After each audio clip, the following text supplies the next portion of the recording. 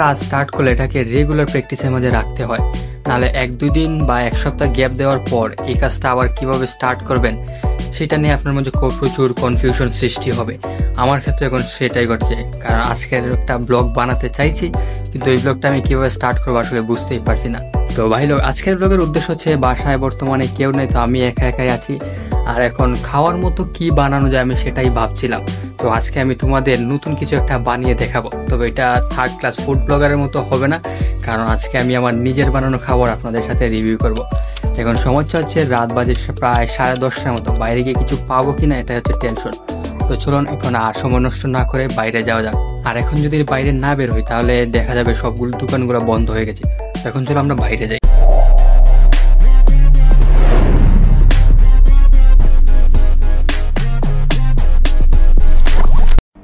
যদি তালা খোলা না থাকে কি করব, চাবি তো আনলাম না, পুরা মারা খেয়ে যাব।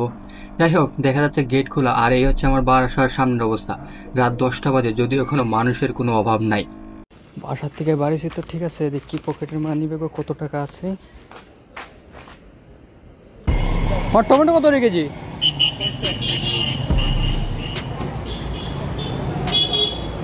আরো সামনে দেখে ওইখান থেকে এখানে সুন্দর। টমেটো কত রেখেছি? কম রাখা যায় না কিছু?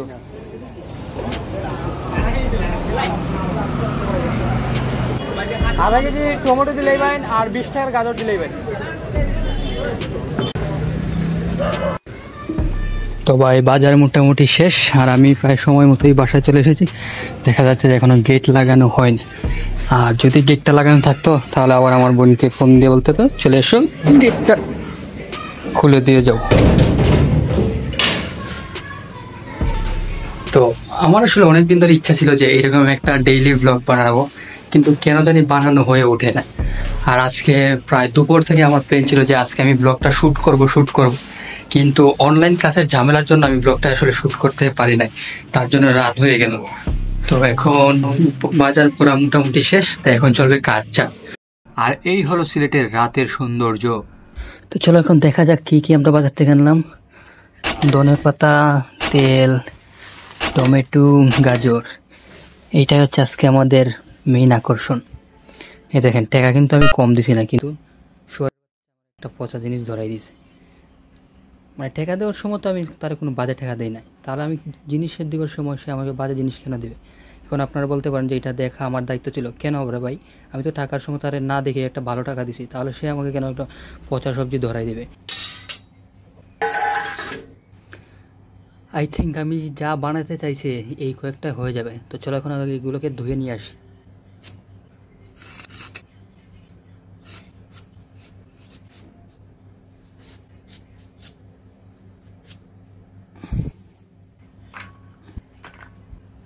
হইছে না? এটা সুন্দর কতভাবে দিব? রেস্টুরেন্টের মাস্টার শেফরা আমার মতো কাটতে পারবে না। দেখি টমেটো কীভাবে কাটে আমি নিজেও জানি না। এইভাবে কাটবো নাকি এইভাবে কাটবো? এইভাবেই কাটি।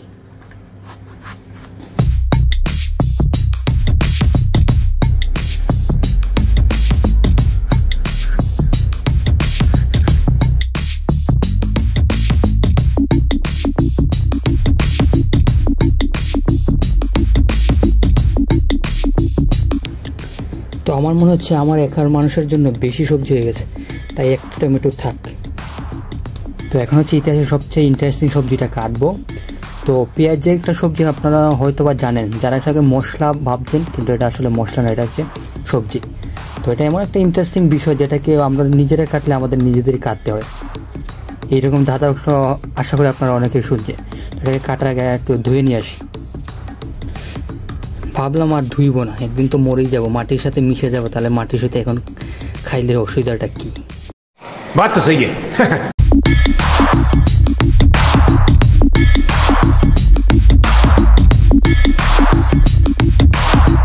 চলবে মশলা মাখানো।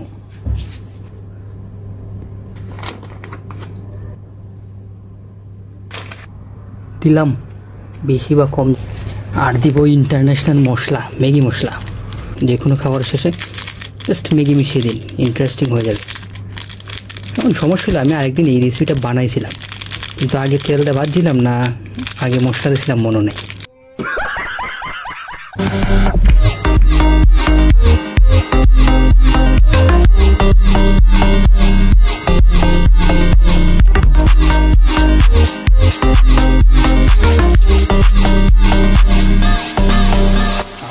আসলে সেরা গন্ধ বাড়ছে, তখন আমার দেখে মনে হয়েছে যে হয়ে গেছে। এখন না হলেও আর কিছু করার না, আমি নামিয়ে ফেলবো, তা আমার এখন প্রচুর ক্ষুধা পেয়েছে।